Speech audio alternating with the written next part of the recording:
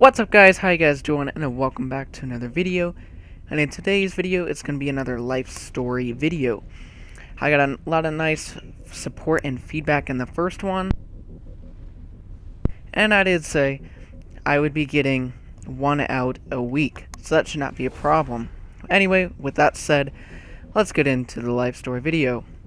So this did occur in 7th or 8th grade, I think it was 8th.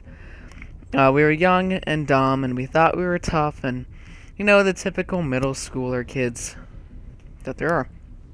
So anyway, two of my friends named Zach and Keith, it was a Friday, and we were like, hey, you know, we should hang out, blah, blah, blah. So we ended up, we did. Me and Keith rode our bikes over to Zach's house, met up at his house after school around 4 o'clock-ish. And we hung out for a while. He showed me some airsoft guns. Had a Desert Eagle, which was pretty cool at the time. Now there's a lot of other crazy ones out there, but so he was showing us that, and we were in his basement for a little while, looking at some stuff, maybe playing a game. I don't even remember exactly, but you know, just hanging out. And he goes, "Hey, you know, Braden, Keith, do you want to? I want to show you something. You know, let's go on a bike ride or whatever." I'm like, "Okay." None of us really knew what he wanted to show us, I guess. So we did, and we ended up in the back, like, unloading dock area of Super Saver. If you don't know what that is, it is a supermarket. You guys may not have one where you live, depending on where you live. It's just a supermarket, you know, grocery store. So anyway, we ended up in the back of there, and there were like some old carts and stuff out there, I guess. And we got them. We were kind of rolling them back and forth, having fun, whatever, doing bike tricks and all this other weird, crazy stuff that teenagers do at that age. So yeah, and apparently Zach and Keith found like empty beer bottles back there, and so they picked one up and they threw it up in the air, and as you know, it's going to come down and shatter. I didn't know what they were really expecting. But anyway, so it shattered all over, and we were like, whoa, that was cool.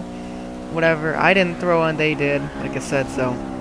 And next thing we know, this car comes out of nowhere and just sits in the alleyway and starts watching us for a couple minutes. We're like, what? And so we start to, like, get on our bikes, you know, and they, like, gun it and start following us. So, I mean, what are you going to do? You're just going to stand there and say, hi, you know, come hit me? No, we got the hell out of there. So we were pedaling through that alleyway like crazy, probably going 20 miles an hour. Finally got up to the main light by the grocery store, and we made a right, and me and Zach stuck together.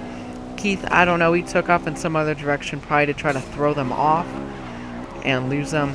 But they ended up coming after me and Zach, of course, anyway. So, my luck. And so we're flying down 20 miles an hour, probably. Trying to escape, I guess, because we were in, like, a pursuit. I mean, they were gunning it. There's no other cars around, so they were following us.